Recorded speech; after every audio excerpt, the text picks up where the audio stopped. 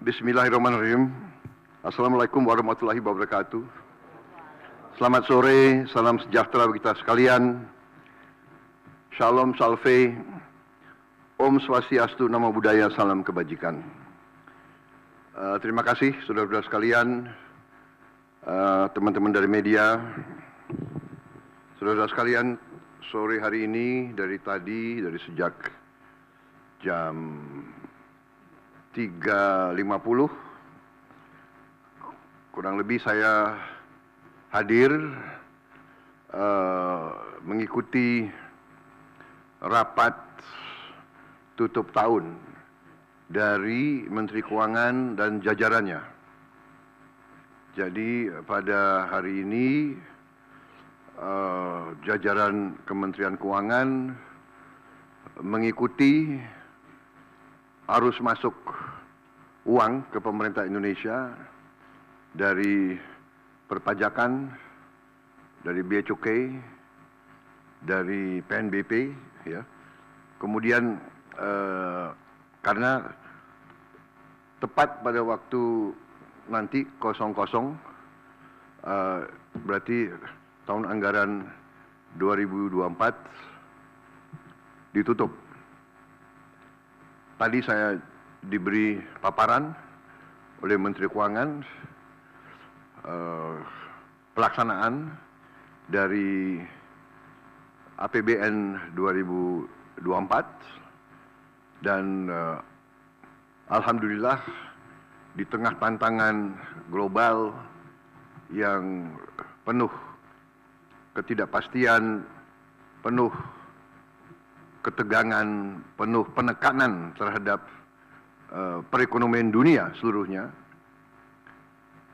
yang mempengaruhi harga-harga komoditas, yang ujungnya mempengaruhi penerimaan kita, juga mempengaruhi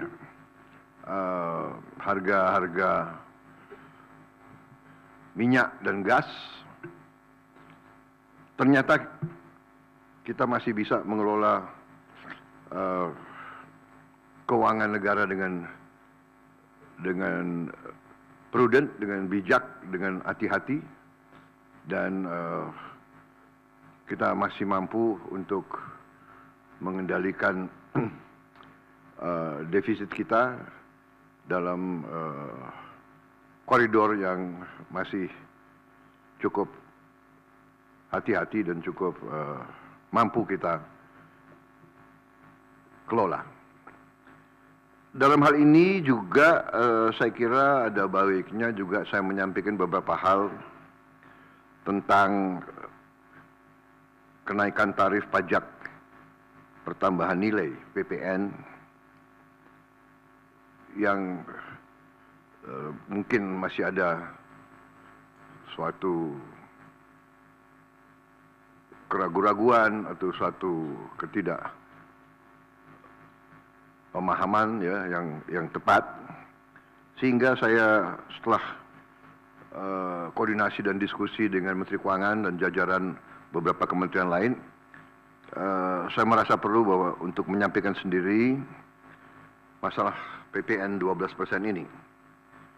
Jadi saudara-saudara sekalian, kenaikan tarif pajak pertambahan nilai menjadi 12% ini merupakan amanah, merupakan perintah dari Undang-Undang Nomor 7 Tahun 2021 tentang harmonisasi peraturan perpajakan. Jadi, sesuai kesepakatan pemerintah Republik Indonesia dengan DPR tahun 2021, kenaikan tarif dilakukan secara bertahap dari 10% menjadi 11% mulai 1 April 2022. Ini sudah dilaksanakan. Dan kemudian perintah undang-undang dari 11% menjadi 12% pada 1 Januari 2025. Besok.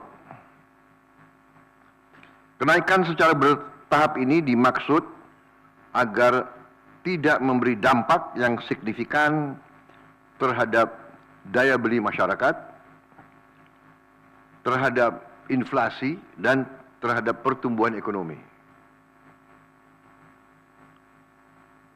Saudara-saudara, sudah merupakan sikap pemerintah yang saya pimpin, juga saya yakin juga pemerintah pendahulu saya, bahwa setiap kebijakan perpajakan harus selalu mengutamakan kepentingan rakyat secara keseluruhan, perlindungan daya beli rakyat, serta mendorong pemerataan ekonomi. Komitmen kita adalah selalu berpihak kepada rakyat banyak, berpihak kepada kepentingan nasional, dan berjuang dan bekerja untuk kesejahteraan rakyat. Karena itu, seperti yang sudah saya sampaikan sebelumnya dan telah berkoordinasi dengan DPR RI, hari ini pemerintah memutuskan bahwa kenaikan tarif PPN dari 11% menjadi 12% hanya dikenakan terhadap barang dan jasa mewah. Ya, saya ulangi ya supaya jelas. Kenaikan tarif PPN dari 11% menjadi 12% hanya dikenakan terhadap barang dan jasa mewah. Yaitu barang dan jasa tertentu yang selama ini sudah terkena PPN barang mewah, yang dikonsumsi oleh golongan masyarakat berada, masyarakat mampu. Contoh, pesawat jet pribadi itu tergolong barang mewah yang dimanfaatkan ataupun digunakan oleh masyarakat papan atas. Kemudian kapal pesiar, yacht, ya, motor yacht. Kemudian rumah yang sangat mewah, yang nilainya di atas golongan menengah. Artinya, untuk barang dan jasa yang selain tergolong barang-barang mewah, ya, tidak ada kenaikan PPN, yakni tetap sebesar yang berlaku sekarang, yang sudah berlaku dari sejak tahun 2022. Ya. Untuk barang dan jasa yang merupakan kebutuhan pokok masyarakat, yang selama ini diberi fasilitas pembebasan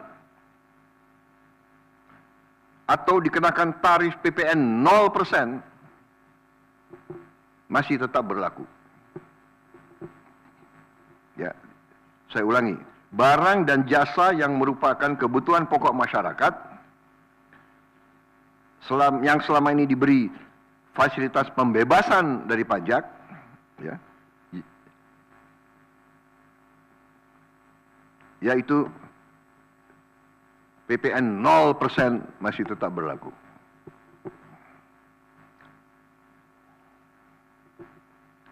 Pemerintah telah berkomitmen memberi paket stimulus. Ya. Nilai stimulus itu adalah 38,6 triliun. Seperti yang pernah diumumkan sebelumnya. Bantuan beras untuk 16 juta penerima bantuan pangan, 10 kg per bulan. Diskon 50% untuk pelanggan listrik dengan daya maksimal 2.200 volt. Pembiayaan industri padat karya. Ya. Insentif PPH pasal 21 bagi pekerja dengan gaji sampai dengan rupiah 10 juta per bulan. Kemudian bebas PPh bagi UMKM beromset kurang dari 500 juta per tahun dan lain sebagainya. Jadi paket stimulus ini nilainya semua adalah 38,6 T. Untuk barang dan jasa yang dibutuhkan oleh masyarakat banyak, yang tetap diberi pembebasan PPN, yaitu tarif 0%, antara lain kebutuhan pokok, beras, daging, ikan, telur, sayur, susu segar, jasa pendidikan, jasa kesehatan, jasa angkutan umum, rumah sederhana, air minum. Saudara-saudara, dengan ini saya kira sudah sangat jelas bahwa pemerintah akan terus berupaya untuk menciptakan sistem perpajakan yang adil dan pro rakyat. Saya kira hal-hal yang lebih teknis akan ditindaklanjuti oleh kementerian-kementerian yang terkait dan semua lembaga yang terkait. Saya kira itu saja dari saya.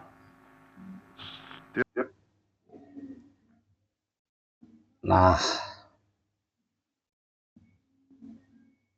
jadi baiklah kawan, sudah sangat jelas di sini ya. Jadi apa yang disampaikan Pak Prabowo adalah PPN 12% tetap dijalankan, tapi untuk barang-barang mewah maupun jasa mewah. Ya. Jadi kalau ada yang menaikkan harga ya bahan pokok, itu salah. Itu salah. Ya, karena bahan-bahan pokok ini tidak ada yang naik pajaknya. Jadi ini kita harus mengingatkan para pedagang ini, jangan naikkan harga-harga itu. Kenapa? Karena pajaknya tetap 11%. Jadi tidak merembet kemana-mana. Biar yakin kawan, tolong bantu bagikan video ini kepada siapapun. Sip. Prabowo, Gibran, mantap menuju Indonesia Emas 2045.